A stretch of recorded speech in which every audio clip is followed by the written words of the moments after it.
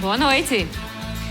No programa de hoje vamos conversar com a reitora da Universidade Federal Rural do Semiárido, Ludmila Carvalho, aqui no programa. E os vereadores questionam obras paradas da Prefeitura de Mossoró. O cenário político está no ar.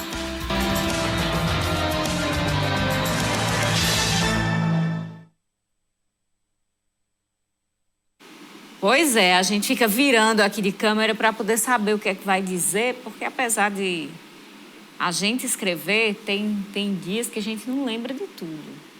Estou sem o texto aqui, então eu olhei para cá para você não pensar que eu estou perdida nessa terça-feira, dia de sessão na Câmara Municipal, dia de muita movimentação. Teve reunião do Consune, o Conselho da Universidade, o FERSA, a Universidade Federal Rural do Semiárido, sobre a questão da reitora Ludmila. Ela vai sentar aqui com a gente, conversar sobre essa reunião. Ela, como presidente do Consune, ela mesma presidiu a reunião que estava tratando sobre a possibilidade de destituição do cargo de reitora. É polêmica, viu? Tem muita gente comentando sobre isso. Dei uma olhadinha lá no YouTube, a reunião foi transmitida, foi aberta. No finalzinho já tinha mais de 400 pessoas ligadas assistindo. A gente vai conversar sobre esse assunto daqui a pouquinho. Estamos aguardando a presença da reitora aqui com a gente. Vamos tratar também sobre prestação de contas de partidos políticos e uma assembleia que o Sindicato dos Servidores da Saúde realizou hoje em Natal, definiu a greve da enfermagem no Rio Grande do Norte. Vamos falar sobre isso. Mas agora vamos de notícia. Por quê, minha gente? Eu preciso de um TP aqui na minha frente. Teve um pronunciamento, pronto, agora sim. Teve um pronunciamento na Tribuna Popular, na sessão de hoje da Câmara Municipal. O cidadão Rodolfo Rumenig cobrou maior transparência nas obras públicas realizadas pela Prefeitura de Mossoró. Rodolfo citou o anúncio do investimento de 200 milhões de reais realizados pela Prefeitura na última semana, que possibilitará o início das obras contidas no planejamento do programa Mossoró Realiza. Ao mencionar estes investimentos, o popular disse que a cidade já estava com diversas obras paralisadas. Ele citou, por exemplo, as obras na Cobal, Vucu Vucu e Pan do Bom Jardim. Os vereadores discutiram o assunto. Olha, me causa preocupação, né? Porque ao passo que a gente anuncia novas obras, anuncia novos investimentos, inclusive com um empréstimo, né? Que o município já tem um empréstimo recente, esse é o segundo. Nos causa preocupação porque algumas obras que iniciaram ainda não terminaram, né? Então é comum a gente receber relatos aqui na Câmara de calçamentos que pararam na metade. Essa foi a realidade que nós mostramos da obra do Vucu Vucu, da obra da Cobal. Nós temos no Pan do Bom Jardim uma obra se arrastando, que o Ministério da Saúde enviou um tomógrafo para o município e esse tomógrafo está encaixotado, sem fazer os exames de tomografia, e a população sai prejudicada com isso, porque quem necessita de um exame de tomografia sabe a diferença que isso tem no seu quadro de saúde, e o município tem há quase um ano um tomógrafo guardado na caixa porque não termina a conclusão de uma obra de uma sala, né? Então nós, enquanto vereador, enquanto fiscal, estamos fazendo o nosso papel de fiscalização dessas obras e vendo com preocupação o anúncio de novas obras sem ter o cuidado de terminar as obras que já estão em andamento. Olha, um dos principais interesses, um dos principais interessados no processo de contratação de crédito são as próprias instituições financeiras. Elas não emprestam para um pagador que não tem a capacidade de assumir os compromissos. Existe todo um processo que precisa ser cumprido até que um crédito como esse seja estabelecido. Então, cumprido todos os requisitos legais, nós podemos dizer com tranquilidade, a Prefeitura de Mossoró, na evolução de suas receitas, absorverá as parcelas e os juros decorrentes dessa contratação de crédito, e o que ficará para a cidade de Mossoró serão dezenas de obras importantes, estruturantes importantes para o futuro da cidade de Mossoró. Sempre lembrando que a Prefeitura de Mossoró sempre contratou crédito, sempre realizou operações de crédito, e isso nunca impediu que a Prefeitura de Mossoró pudesse continuar funcionando e funcionando bem, prestando serviço para o cidadão moçoroense. Não vai ser diferente desta vez. e o final será o maior projeto de obras já executado na cidade. Os vereadores da oposição também citaram a questão de obras paradas. E aí esse empréstimo de 200 milhões para novas obras. Como é que fica essa situação? Obras paradas, obras novas e esses 200 milhões aí para serem investidos? Olha, eu não tenho dúvida alguma que as obras que estão em andamento na cidade de Mossoró serão entregues para o cidadão moçoroense e outras dezenas de obras serão iniciadas. Obviamente que no momento em que se lança um programa como esse, vai se falar das obras novas, porque as que estão em andamento, por lógico e por evidente, serão concluídos. Isso incomoda um pouco, né, algumas pessoas que trabalham e brincam um pouco com as palavras, mas o fato é que nós vamos ter aqui Mossoró transformado num verdadeiro canteiro de obras. Pois é, está aí um grande canteiro de obras em Mossoró, de acordo com o vereador governista Francisco Carlos. Já do outro lado, há questionamentos.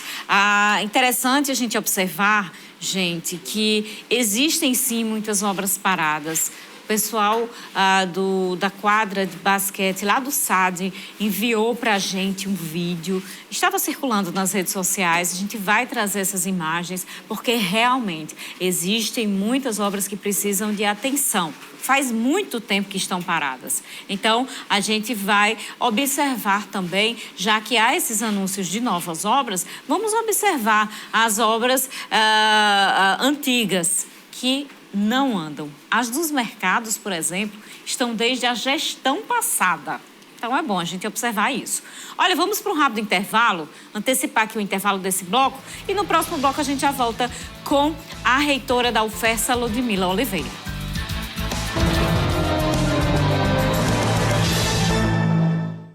De volta com o cenário político, nesta terça-feira movimentada na comunidade acadêmica da UFERSA. Teve também movimento na Câmara Municipal, você viu no bloco anterior. Participe do nosso programa de hoje. Temos o nosso Twitter, o nosso Instagram e o WhatsApp 8802-8979 para você mandar sua pergunta, seu questionamento para a reitora Ludmila Oliveira, que está aqui com a gente. E também falar sobre qualquer outro assunto que seja pauta no nosso programa de hoje. Antes da gente ir para a entrevista com a reitora, vamos dar uma olhadinha nessa regra aqui eleitoral, calendário eleitoral, viu, gente? Os partidos políticos têm até a próxima sexta-feira para apresentarem à Justiça Eleitoral a prestação anual de contas de 2022.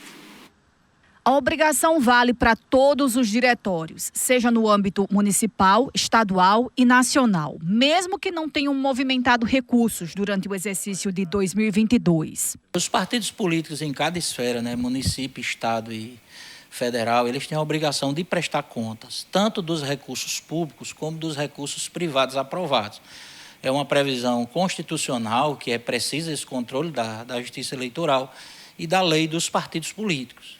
Essa prestação de contas ela tem que ser feita até o dia 30 de junho, encaminhando-se, né, à Justiça Eleitoral esses dados, essas informações. Será nesse sistema de prestação de contas anual, chamado SPCA, que os partidos prestarão contas. Os demonstrativos dessa prestação e a declaração serão gerados no final de tudo. É preciso ficar atento à documentação e ao processo. Hoje, a Justiça Eleitoral ela trabalha totalmente informatizada. Então, os gerentes, né, os gestores partidários, eles vão obter uma senha pela internet, acessar um sistema que a gente chama Sistema de Prestação de Contas Anuais. Ele obtém essa senha, preenche os dados. Se houver movimentação financeira, é necessária a presença de um profissional de contabilidade para fazer esse registro, ou, se não for, basta uma declaração. Mas tudo tem que ser feito pelo sistema do TSE. Após feito essa prestação de contas e encerrada, ela é encaminhada automaticamente para nós, por meio do SPCA e com um processo o nosso processo judicial eletrônico. Então, hoje, mesmo a documentação, ele tem que juntar no sistema. Vale lembrar que o prazo final segue até o dia 30 de junho, ou seja, o prazo final até sexta-feira próxima. Os partidos que não apresentarem suas contas anuais sofrerão alguns impedimentos. O partido que não presta contas, né, depois de um processo que ele ainda vai ser notificado para tanto, terminou, foi julgado não prestado, ele primeiro vai ficar sem poder receber qualquer recurso público, nem fundo partidário, nem fundo de eleições. E corre o risco de ter o diretório suspenso naquela circunscrição. Pois pronto, tá aí o prazo, viu, gente? Para os partidos políticos e é muito importante para quem já tem vistas nas eleições do próximo ano. Então, fica atento. Olha, gente, a reunião dura quase 4 horas lá na Universidade Federal Rural do Semiárido, da UFES. O Conselho Universitário CONSUNE formou, por unanimidade, uma comissão para elaborar um relatório sobre o pedido de destituição da reitora Ludmila de Oliveira do cargo de reitora. A gestora perdeu o título de doutorado após a UFRN aceitar a denúncia de plágio na sua tese de doutorado. Formam comissão professores Marta Lígia Pereira da Silva, Ulisses Levi Silvério dos Santos, Hudson Pacheco Pinheiro, a Reginaldo José dos Santos Júnior e Midian Medeiros Monteiro, além do técnico administrativo Jefferson Santos e estudante Pedro Vitor Cavalcante Santos. Esse grupo vai ter 30 dias para apresentar ao CONSUNE um parecer sobre o que a instituição deve fazer em caso de uma reitora que perdeu o título de doutorado. Caso o colegiado vote a favor do documento, então a solicitação de destituição é encaminhada para o MEC, para o ministro da Educação, Camilo Santana, que vai ter a palavra final. De acordo com o regimento geral da UFESA, se o ministro aceitar, então será nomeado interinamente o professor doutor mais antigo da instituição e novas eleições para reitor e vice serão convocadas. A reitora Ludmila Oliveira já está aqui no estúdio com a gente. Hoje, no dia da reunião do CONSUNE, logo pela manhã, a reitora publicou em suas redes sociais, publicou foto, divulgou vídeo também sobre o assunto, e falando muito em orações e falando muito em fé, reitora. E aí eu pergunto, deu um nervoso antes dessa reunião do CONSUNE? Porque muita gente vinha falando, existia uma expectativa, inclusive existia um público muito grande nessa reunião transmitida pelo YouTube. Teve nervoso? Boa noite. Boa noite, Carol. Boa noite a todas as pessoas que estão me assistindo. Bom, não teve nervoso, não teve. Por que não teve? Porque nós temos uma convicção, não é apenas uma convicção, mas uma certeza que nós estamos com a verdade. Então, eu não tenho dúvidas da minha integridade, da minha idoneidade. Eu não agi de má fé. Eu até acredito que, assim, tudo isso por força, de uma operacionalização, de um aparato político. Até acredito que no momento que as pessoas, porque não foi uma só pessoa, que as pessoas se utilizaram desse artifício, porque não tinha mais outro artifício, já que eu já tinha passado por quase 11 processos, eu digo quase 11 porque só tem um já numa reta final. Então, essa foi uma das primeiras alternativas, mas foi a que mais demorou. Exatamente por isso, pela dificuldade de um processo em que uma estudante que passou pelo crivo de ser o primeiro lugar aprovado num doutorado, teve nota A máxima em todas as disciplinas de doutorado, terminou em 34 meses, numa pré-qualificação, defendeu com nota A também. Então, está muito claro, assim, essa justiça vai ser tão clara quanto a luz do dia, Então, eu pedi mesmo oração, pedi mesmo às pessoas. Eu sou uma pessoa de fé, estou muito tranquila em relação a essa situação. Vou presidir todas as reuniões, vou conduzir tudo, inclusive foi uma reunião tranquila. Não foi uma reunião, porque quando a gente tem certeza da verdade, então a gente não precisa se assombrar, porque na hora certa ela chega, Se ainda não chegou, se eu tive que passar por isso, eu acredito que eu tinha que passar por isso.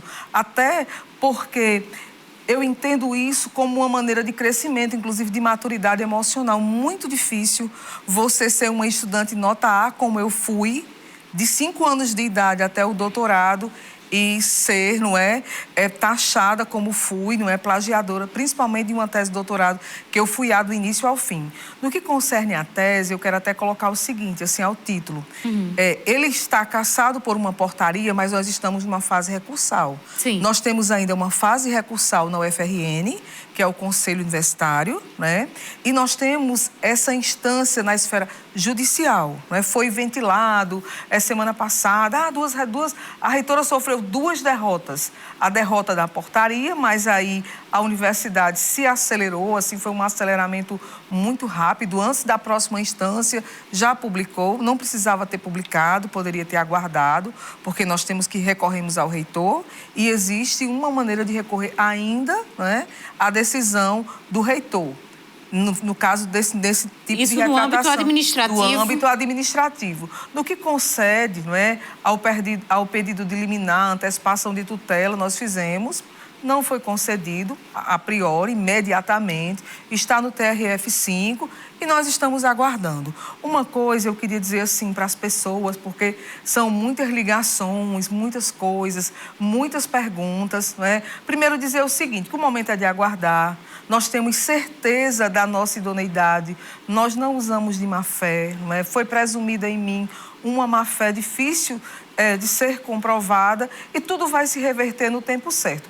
Na verdade, o que é que precisa ficar mais claro ainda nesse momento foi que fazia parte de um plano, era uma maneira política, estratégica de se tirar a estabilidade de uma pessoa que está à frente de um trabalho.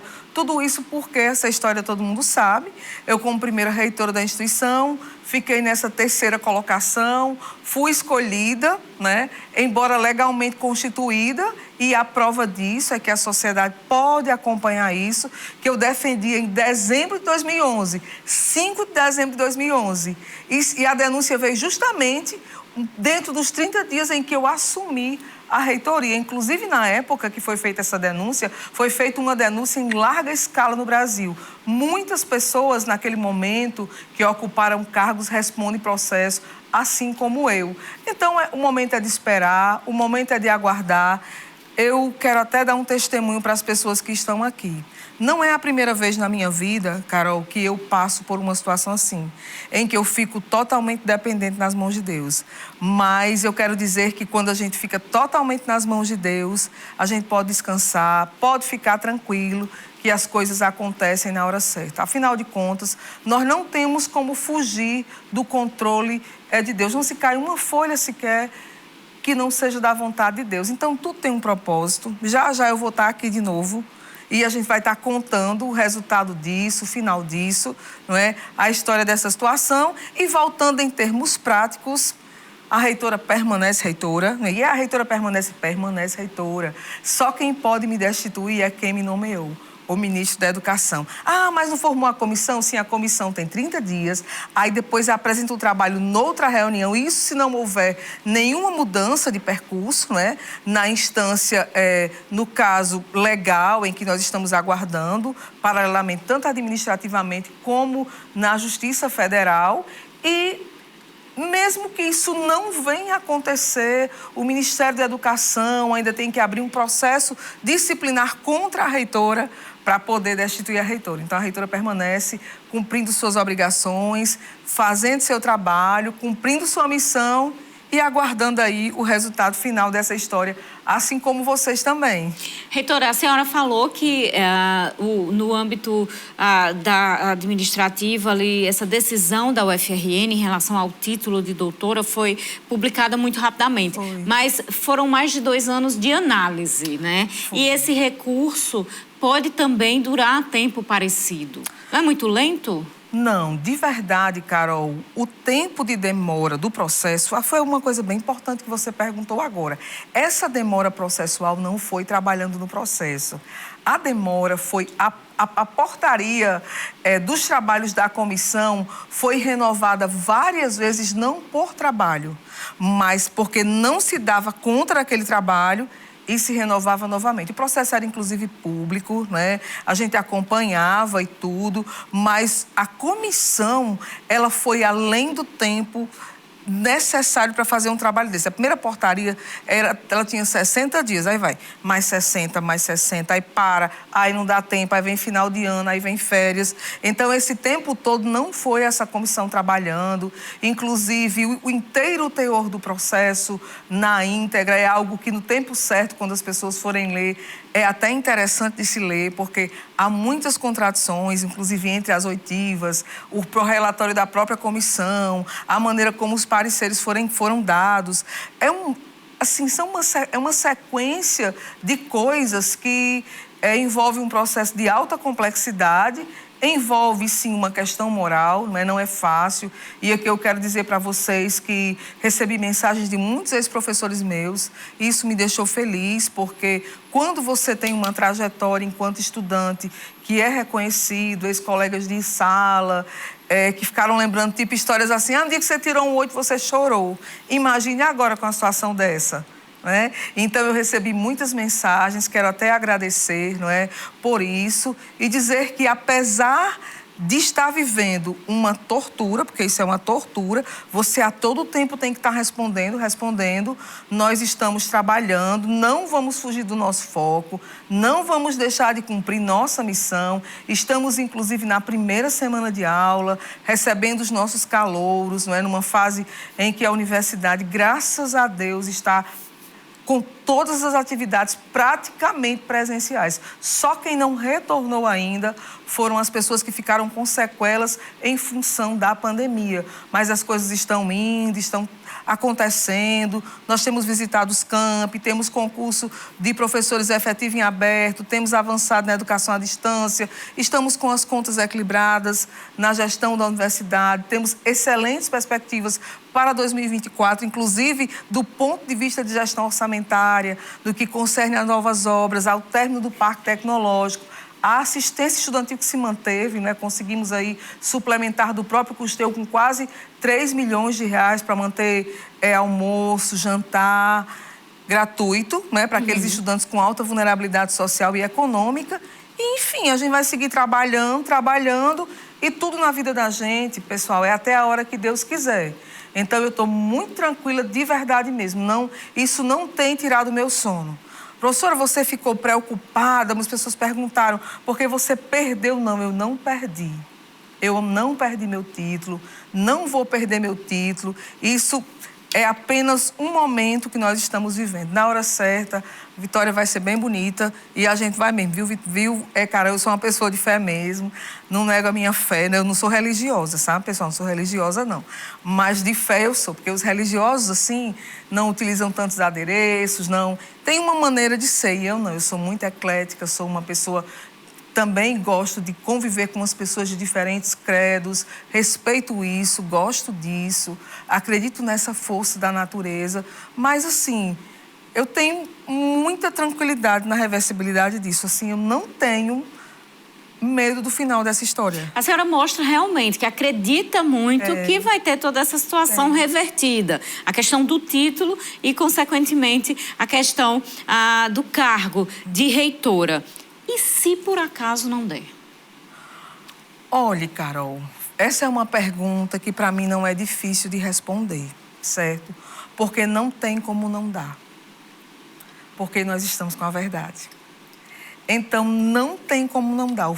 Olhe, quem calculou o começo da história, assim, pensando nisso... Porque a finalidade, pessoal, disso tudo, eu defendi em 2011...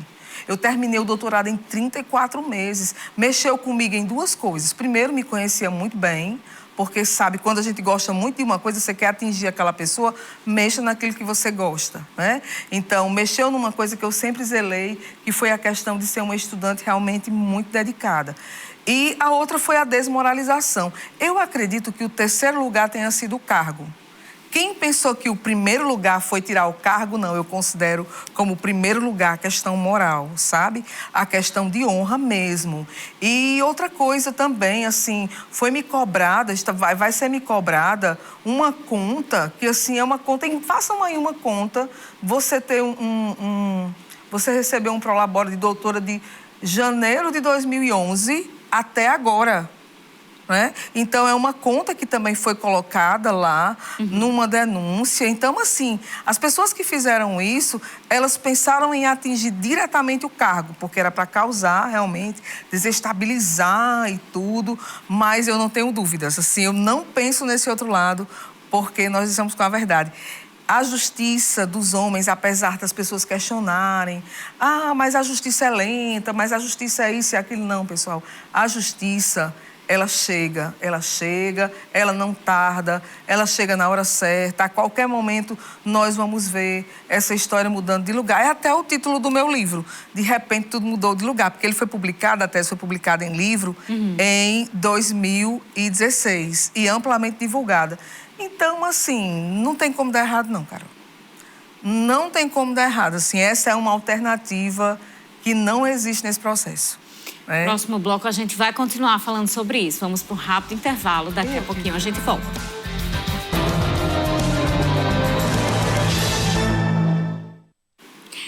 Continuamos nosso programa de hoje. Você participa através das nossas redes sociais. Já tem pergunta aqui para a reitora. Twitter, @CenaPolíticoTCM, WhatsApp 88028979 e o Instagram é @CenárioPolíticoTCM. A gente tem pouco mais de 15 minutos de programa, então participa. Se você quiser conversar com a gente no programa de hoje, está na hora. Mas antes, deixa eu trazer aqui uma notícia para vocês, porque de acordo com o Sindicato dos Servidores da Saúde do Rio Grande do Norte, o Sindisaúde RN, cerca de 1.000 trabalhadores da área estiveram presentes na Assembleia Geral da Saúde nesta terça-feira em Natal. Os trabalhadores saíram em caravana de municípios potiguares para se somar à defesa do piso salarial da enfermagem e das pautas específicas de reivindicações.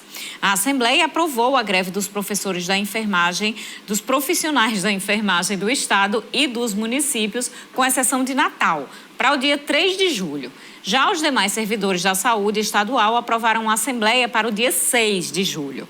Os trabalhadores de Natal aprovaram ainda um ato público em frente à maternidade Araquém Irerê Pinto para denunciar descaso do prefeito de Natal, Álvaro Dias, com a saúde da capital potiguar. Além disso, a Assembleia aprovou uma moção de repúdio contra o prefeito de Mossoró, Alisson Bezerra. Segundo a categoria, ele vem orquestrando ataques contra os trabalhadores e trabalhadoras da saúde e impondo reajuste descabido de 6% para a categoria, fecha aspas. Foram as palavras do sindicato e dos servidores ali durante a Assembleia. Até Alisson Bezerra entrou aí porque envolveu também os municípios nessa grande assembleia que aconteceu hoje. Foi uma parada geral da saúde aqui no Rio Grande do Norte. E nós vamos acompanhar, então, no próximo dia 3 de julho, como será a adesão dos profissionais da enfermagem nesta greve pelo piso, a aplicação do piso da enfermagem. E agora a gente volta a nossa conversa com a reitora Ludmila Oliveira, reitora da UFESA, que está aqui com a gente, pós-reunião do Consune, onde foi definida uma comissão para analisar toda essa questão da destituição ou não do cargo de reitora da universidade. Reitora, quando a senhora fala sobre toda essa questão da UFRN, me passa o seguinte pela cabeça, das duas uma. Ou pode haver uma descredibilização do programa de pós-graduação de arquitetura e urbanismo da UFRN, ou da comissão avaliadora de todo este processo. O que a senhora pensa sobre isso? Olha, Carol, eu penso o seguinte, que foi isso que as pessoas não pensaram, não é? Assim, focaram muito em Ludmila e esqueceram no link de responsabilização que existe desde o início de toda a situação. Mas tudo começou com uma notícia, inclusive eu soube em primeira mão, eu até brinco com o nosso assessor de comunicação, com o Paz, que tem um site aí, Saiba Mais, que eu chamo Sabe Tudo. Então, esse Sabe Tudo foi quem denunciou, olha, em exclusivo, reitora da universidade, reitora da UFESA, plagia tese, mais de 16 páginas, aquela coisa toda. Então, eu soube por aí. Aí alguém fez a denúncia na ouvidoria, aí pegou a denúncia e publicou lá, então eu já soube por isso aí. Então, quando eu vim saber por parte da ouvidoria, o mundo todinho já sabia porque eu provoquei. Porque eu disse, como é que pode? Eu não estou entendendo. Porque eu fui ouvidora, inclusive, né? Fui ouvidora já. Nós temos ouvidoria na instituição, sabemos as regras de CGU e tudo, e essa situação toda. Então, as coisas aconteceram numa sequência de fatos que são importantes de delinear. Então, houve uma sequência de vícios dentro da própria ouvidoria da instituição, a condução da própria comissão que fez a avaliação do trabalho. O processo é muito denso, mas é muito claro quando a gente vai lendo na íntegra as oitivas feitas e ao parecer ao que se chegou. A própria procuradoria, a maneira como se pronunciou e também...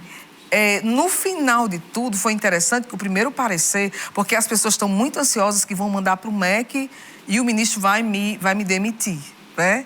E quando foi no início de janeiro, que quando a nova gestão presidencial assumiu, e os ministros também, inclusive eu fui para a posse do ministro Camilo, fui convidada também para a posse do presidente Luiz Inácio, para participar de todo o ritual. Não tive como ir para a posse do presidente, mas do ministro eu fui. Quando eu retornei, já foi assim, agora ela vai ser destituída. Porque como se acompanha no processo, então o processo já tinha ido para o MEC. Por quê? Porque a própria UFRN não sabia como se decidir naquele momento. Então o procurador federal, que também não é procurador, ele não é AGU de carreira, que está analisando, ele está há mais de 20 anos como procurador constituído, mas ele não é AGU de carreira, como os demais procuradores, então ele manda para o MEC.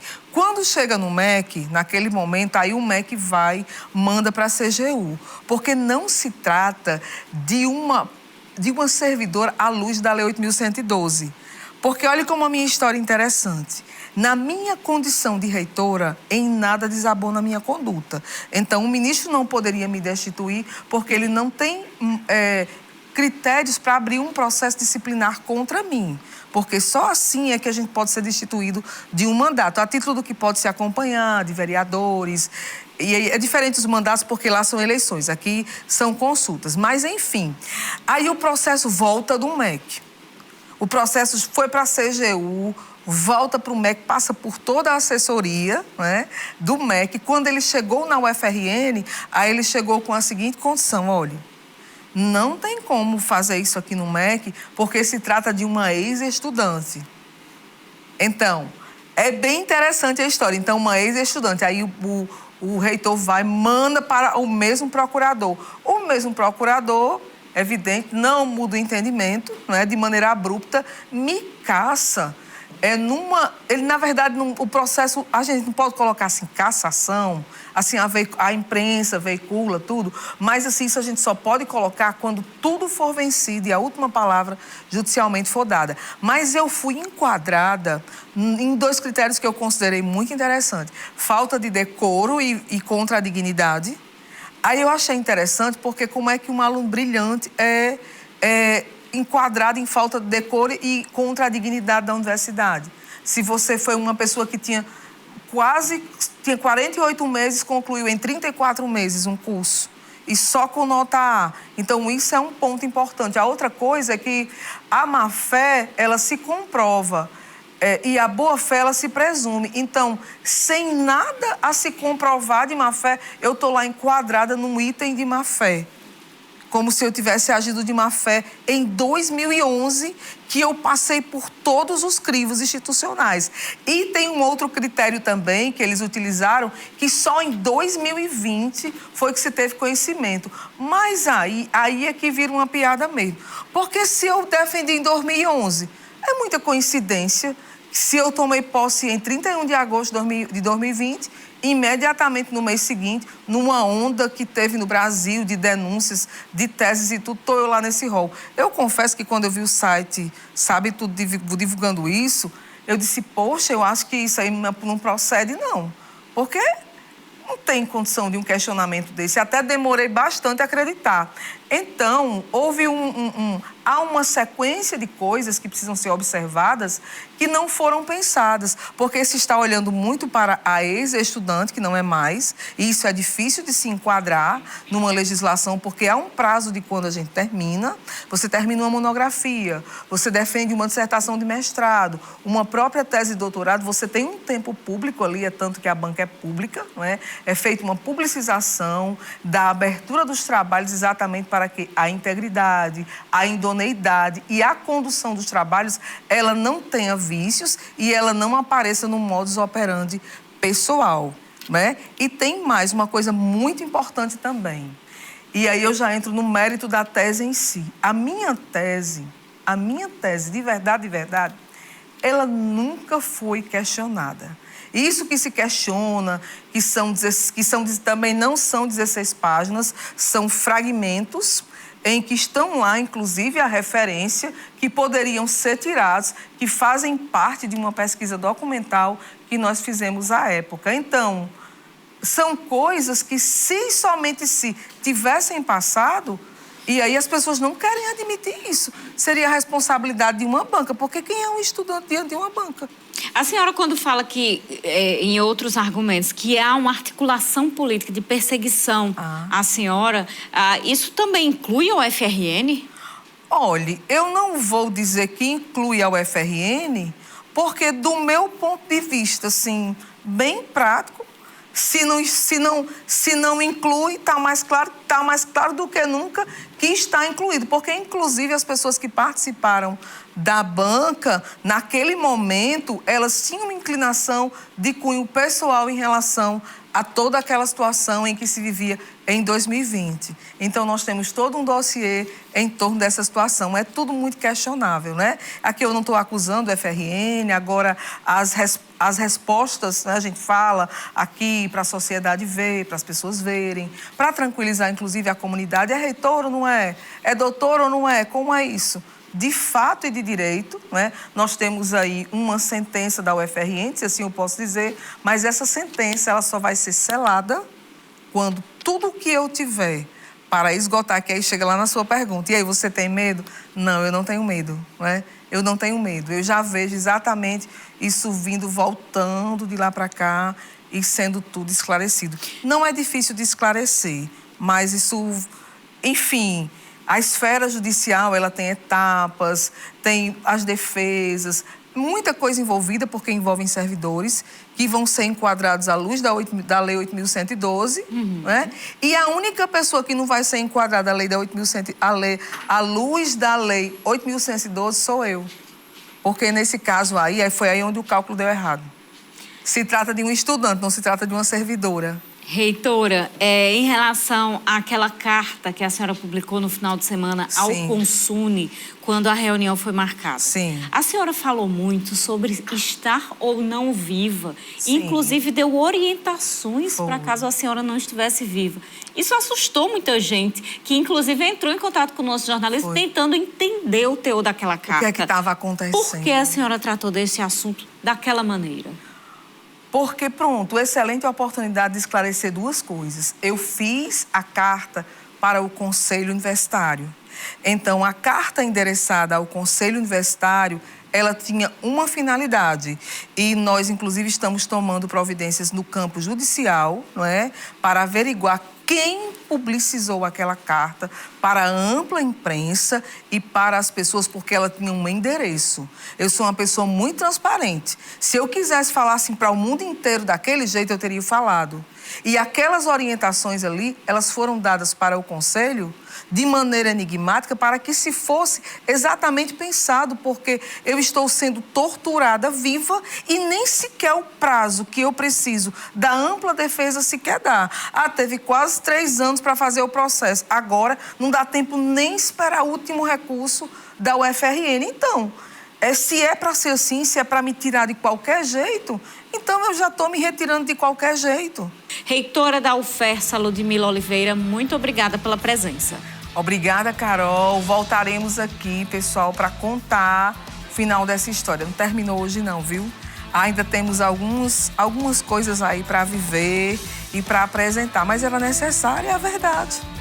É a verdade, a gente precisava dizer a verdade e a verdade, ela liberta e esclarece a gente. Obrigada, viu, pessoal, pelo apoio e a gente está à disposição trabalhando. Contem com a UFERSA aí para fazer a diferença no semiárido. Muito obrigada por conversar com a gente sobre esse assunto, se disponibilizar. Seja sempre bem-vinda. Obrigada, Carol. Muito obrigada pela audiência no programa de hoje. Amanhã a gente se encontra ao vivo, 7h25 da noite aqui na TCM. Ótima noite. Até lá.